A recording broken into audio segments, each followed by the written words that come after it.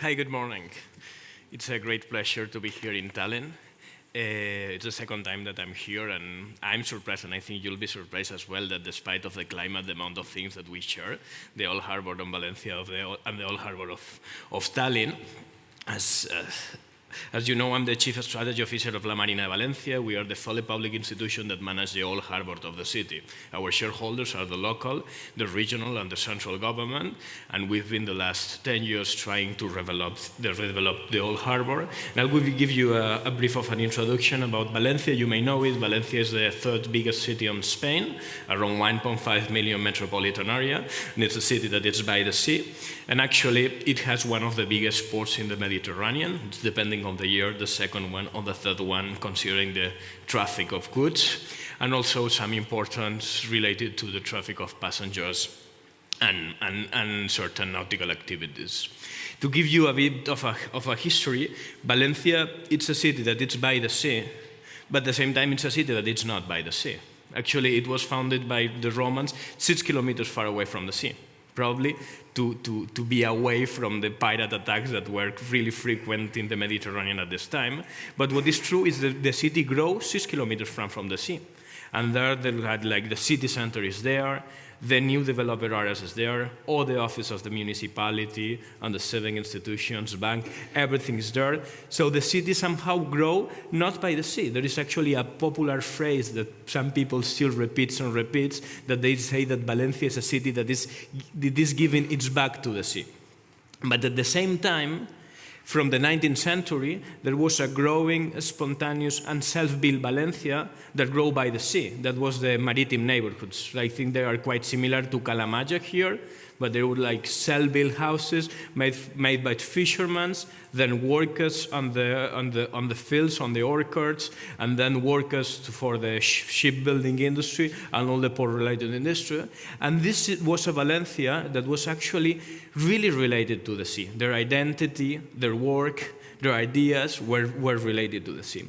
And what I think that it was a mistake is that, what kind of a mistake, it was that from the 19th century, there's been a lot of plans trying to connect Valencia to the sea, while there was an actual Valencia that was by the sea, no? Somehow it was this idea, might be a bit pretentious by city planners and government officials, to impose a certain way to be by the sea, to this Valencia, to this spontaneous self-built Valencia that was actually by the sea, no? And there were several plans from the 19th century to the beginning of the 2000s to make this connection through building big infrastructure. And actually, it came to an end in 2003 when the city of Valencia was selected to host the America's Cup of Sailing. That was the great excuse to undertake a great transformation of the old harbor. On the left, you see how the old harbor was the shape of the old harbor in 2000. That was already in 2007. After 500 million euros investment, a new canal of navigation was built, several buildings, 3 main marina. And actually, there was this huge investment to host the America's Cup of Sailing that was supposed to be like the Olympic Games of sailing, a big international event that will position Valencia in the map of like the biggest touristic cities on Earth and so on. And that was not enough, so in 2007 we hosted the America's Cup of Sailing. We hosted again another edition in 2010. And we even host for 5 years a Formula One Grand Prix that tried to resemble Valencia to Monaco from 2008 and to 2012. And these white elephants projects, that the idea from the government was to use them to fuel growth and to fuel real estate development as well, actually they were a financial disaster. They generate a big hole for the city treasury. So actually, on the one hand, the America's Cup of Sailing generate a debt of 400 million euros. On the other hand, the Formula One generate a debt of 300 million euros, more or less, that was entirely paid by the regional government. And actually, what we say sometimes is that on the waterfront of Valencia, we are seeing this kind of a second wave of deindustrialization. No? Similarly to the first wave of the industrialization, when the heavy industry leaves waterfront and they go somewhere else, and it provides a lot of space that can be reimagined and reused in a really creative way, we had the same with big events. The only difference is that those spaces were just used for 5 years and they become obsolete too soon. But we had a lot of spaces, both new spaces that were created for the Formula One and the America's Cup, and then old industrial spaces that could be reimagined and reused as well. But that was more or less 2013. A city, Valencia, terribly hit by the economic crisis after the explosion of the real estate bubble, together with this failing big master planning that actually was not taking into account the uses, the memories, the identities, and the feelings of people. So actually, the infrastructure was there, the big buildings were there, but they didn't know what to do with that. And actually, sadly enough, the only possible futures that there were appearing on the media were something like that. That appears if you search waterfront on Google. It doesn't matter where it is, because actually it doesn't matter, it's just a nice render. It can be in Latin America, it can be in Asia, it can be in Africa, wherever. But actually, those plans were the same. The city council was sitting and waiting to find a big investor to come back to Valencia, like buy the old harbor, like develop some casinos, hotels, shopping malls, and then even bring back the Formula One. But luckily, it didn't happen. It didn't happen because the economic crisis, I guess. So moving forward to 2015, there was a big challenge, that is the old harbor of the city. It's more or less the same size of Tallinn Old Harbor, and it has around 1 million square meters, consisting in 3 big marina, 1 of mega yachts, like 2-4 smaller length boats. We have a big, nice building designed by David Chipperfield that was built to host the VIPs of the America's Cup and the Formula One. We have several other bases with our industrial sheds that were hosting the different teams of the America's Cup. And we have some public space that somehow could be improved.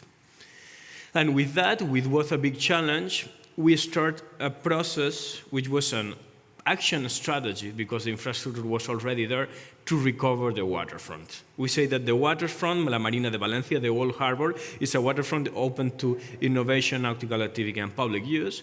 And we started to create a vision together with different stakeholders that basically had 2 aims. On the one hand, civic engagement, on the other hand, economic activation. And we do think that there is a deep connection between civic engagement and economic activation. So having a proper civic engagement strategy means also having a proper economic strategy. And you have to bear in mind that we were starting from a moment where the harbor was losing, the old harbor, La Marina de Valencia, was losing almost 2 million euros a year, and it had a debt of 400 million euros. So on the one hand, we had to create enough revenue to make things possible and to improve the space. But on the other hand, what was even more important is this emotional reconnection with the people what was inhabiting the area. But what happened with the Formula One of the America's Cup is actually the aim to open up the waterfront through those events. Somehow we created the opposite. So especially for the neighborhoods, the maritime neighborhood, there are around 150,000 inhabitants that live in a walking distance to the harbor. Like, this big redevelopment meant nothing for them. So actually, it was after the big investment, after investing 500 million euros, the place was even less used than before. Because when it was still the old harbor in the 80s, it was losing step by step like commercial use, but still, even though it was closed and fenced and there were guards, it was still used somehow in a flexible way as a public space. So people was getting it, I don't know, maybe to drink a beer, to skate, to go with, like, I don't know, like, I think like half of maritime neighborhood has had their first kisses with their partner, like inside the old harbor. So it was a place to be safe, a place to be free as well. So there was this paradox that after doing these big investments, actually it created the opposite that was aiming to create, no? So on the one hand, we were trying to start from this point, trying to recover and reconnect to this feeling and these memories and this identity, and then to try to build at the same time a compatible and coherent economic strategy to reuse this building that we had already. And I will tell you some steps about how we did that. No, and first that we did is we start with lighter, quicker, cheapest payments, at least to maintain the few intense uses that we had.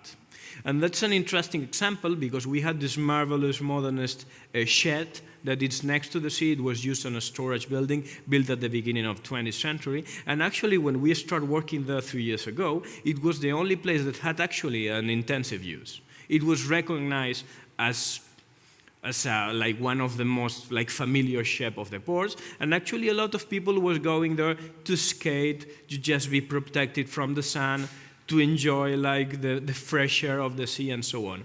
And we started like that. It was a big challenge for us because on the one hand, like the architects of our team were advising it to close it because it was not safe apparently, and on the other hand was the only place with strong use. No, so politically it was very difficult for us to decide to close it. No, it would be a big, I don't know, a big loss somehow.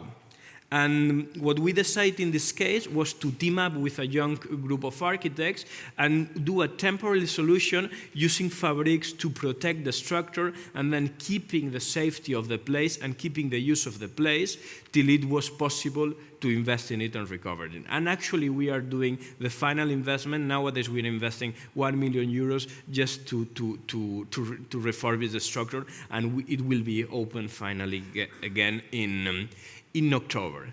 But with lighter, quicker, cheaper, it was important on the one hand to maintain the uses that were intense, so understand what was already happening there that had a value, and build from that. And we also combine it with a lot of smaller, lighter, quicker, cheaper intervention that just about using the urban furniture that we had to create comfort zones, like planting trees, this kind of quick things that could increase in a really, really rapid manner the uses of the space. The second thing that we did is that we acknowledged that we didn't have the knowledge and the strength to do everything that we were achieving for. And actually we acknowledge as well that we shouldn't plan everything to the extreme detail. So we opened doors to partner with different institutions to do stuff we thought that what was important and was adding some value. So in this case, we team up with a cooperative of urbanists called Civic Wise to prototypize the use of a building during a couple of months. That was called the Civic Factory. It was an amazing urban innovation experiment for a couple of months. Then we decided to activate the nicest space that we have through cultural events. So we brought music, in this case of rock music, but what was most important, we brought classical music from the area. So in Valencia, music is very important. We are the region in Europe with the highest amount of musicians. In every neighborhood and in every small town, there is a local music school with a local orchestra. And it's been always one of the most important social glues that we have, because the way to integrate in neighborhoods and in the city, when people was coming from the countryside to Valencia on the 50s, 60s, and 70s, and then during the 90s when people was coming from North Africa and Latin America, that was the easiest way to integrate, to send the kids to the music school, to play in the orchestra and so on. And it's not only multicultural, but also intergenerational, and also like people with very diverse backgrounds playing there. So like maybe in the same orchestra, there are two guys playing the saxophones, and one is the richest guy of the neighborhood, and the other is the poorest guy of the neighborhood, but they are playing together. So it was important to reuse this building, which was beautiful, to bring the orchestras from the local neighborhoods to play there. And I sometimes tell a story that for me was very, very emotional. I remember one time, one of the first concerts of classical music that we did there, and there was the orchestra of the poorest neighborhood of the Maritime area that were playing. And there were two old ladies talking to each other. And one lady told the other, I'm really happy because it's the first time that I come back to my harbor in 10 years. So that's quite important. No? She was perceiving that the harbor was of herself, probably like her husband was working in the shipyard, she used to go there fishing, something like that. So there was this possession identity, but at the same time, he didn't go there in 10 years. He had nothing to do there in 10 years, no? So that was very important. It worked that well that we replied with rock music, and we now have electronic, reggae, during the day, even during the winter, which is cold, not as cold as here, but it's still cold, and it works amazingly. We are recovering the different sheds of the America's Cup that were actually closed only for VIP people to bring also cultural activity. This is a very interesting painting exhibition that opened up last month. That's the very same building where the Civic Factory happened. So 1.5 years ago, we were prototyping uses with different art and urbanist collectives. We decided the future uses of the building. We did a small investment, and now it's opening like that. We were talking to the painter, which is a very famous Valencian painter, and he said this is one of the most interesting exhibition spaces that exist. And actually, it was not designed like that, and it was closed before. And what is important as well is like this relationship between the public space and the business that we have, no? This inside, outside. So what we are trying to do is precisely to reuse all those buildings that they have in a good shape, they are interesting, they can be reused, to bring the most innovative buildings. For us, it's very symbolic for different reasons. First of all, we are using the space in the city that has the highest real estate values, not for the uses that can give us more financial resources in the short term, but for the ones that we will create more value in the long term. So that's very symbolic. On the other hand, Valencia is a really innovative city that it's very powerful in terms of architectural design, technology, mobility, and so on. But it was lacking of a reference point. So all these kind of industries were spread out in the city, and now we had the possibility, reusing this infrastructure, to generate this innovation district that didn't exist. And also like taking this inside-outside consideration. So we, from the public sector, we are not giving red carpet to investors. We acknowledge the value of the land that we are managing, and we are bringing certain conditions to investors that actually feel really comfortable about that. Every time that we have a meeting to an investor, we ask one question: why do you want to be in La Marina, Valencia? And the second question, what are you adding to La Marina, Valencia? And then we realize that all these relations happen through public space, because actually we are creating kind of an inclusive innovation district through that. What do we have now? The biggest fintech financial technology incubator in Spain. We have a business school, we have a general incubator which is supported by one of the biggest businessmen in the region. We have a Heineken Center for gastronomy. We have also the public university of food science and gastronomy, the only one which is public in Spain. And we will be improving that, and we will create 55,000 more square meters for business, innovative, creative, cultural uses, and also public facilities. Building this inclusive innovation approach that for us is very important. It's very important to make coexist these two things. On the right hand, we have the traditional fishermen that they stay there. On the left hand, we have this garage startups that are devoted to creative industry. We insist and we realize that there is no trade-off between those two. That actually those activities that are linked with this identity and the memory are good to attract this certain type of economic activity that is less speculative.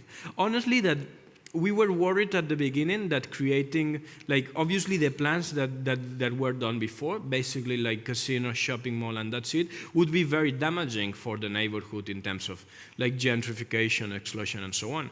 But we knew as well that if we build just a pure tech center with only like young people like working startups with their Mac computer and so on, it would basically happen the same in real estate. So for us, it's very important to include that as well, to include vocational training. Actually, yesterday we made one of the most happy announcements that we made in the last 2 years, that we will be recovering in 2011 the shipyard industry in Valencia.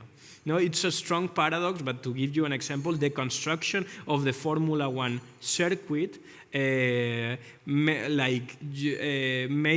demolished the last vocational training high school that was giving education related to the sea. So ship repairing as a public high school, it disappeared because of the creation of the Formula One. No? So there is a strong paradox how this event industry that is not related with a specific context actually destroy the traditional industry that was adding more value. So I think this recovery is very important. At the end, what is more important is fostering this sense of belonging, removing emotional and also physical barriers. So improving mobility, improving the quality of public space in different phases. And then, like, I wanted to give you an example, but I think I don't have much time because I extended like what I was willing to explain before. But I give you some results. In just 2 years, we almost double, like we increased the number of users by 162%. We increased revenue in 62%. We increased the revenue that we're getting for temporary events for 447%, like product presentations, culture, and so on. And we already accomplished a strategy on 30%. In 2019, we will double the amount of business, like the revenue that we are getting from 2015, where the project was starting. So actually, I think we are proving with that different things. But the most important thing is that the civic engagement strategy, it's also a sound economic strategy. And actually, there is no trade-off between that. Which are our main principles? First of all, an elastic planning approach. We know where to go, but we are flexible enough to be including on the path business owner, investors, citizens, different collectives. Second of all, we create a permissive framework. Nowadays, unluckily, because it's unfinished, so there are still spaces that are not really well designed, where there is still room to do stuff. And I think in Tallinn we have a huge potential about that. We can generate a permissive framework. So the old harbor of Valencia is becoming the place where good things happen, where this good stuff happen, where everyone can go there and just ring to our office and make a proposal, even though like through an open call or just talking to us, and we try to make room for it if it fits with our strategy, but with this long-term vision that at the same time it's quite flexible. The third, the most important thing, this emotional and urban reconciliation with the city. So we are recovering these ideas, these memories about the waterfront, but without any nostalgic feelings, trying to build from that and projecting the place to the future. Fourth thing, anchor economic activity. We are, as I said, not just giving red carpet to investors. We are engaging in honest, meaningful conversation with them to try to make them add more value to the waterfront and to the city as well, acknowledging that we are managing the premium real estate place in the city, and that's a big power for us, and it makes us, like, give us the possibility to actually doing having a public policy and public orientation without the need to giving any kind of subsidy. So we are not even quitting on revenue. Like, we have like the most sophisticated financial assessments. We fix the amount of money that we want from the land, and then we try to find the best project for that. But we are not even giving up on the amount of money that we are getting. We're getting the same amount of money that we have planned, but considering the quality of the space, bringing the highest quality investment and money. Then a public-private people partnership.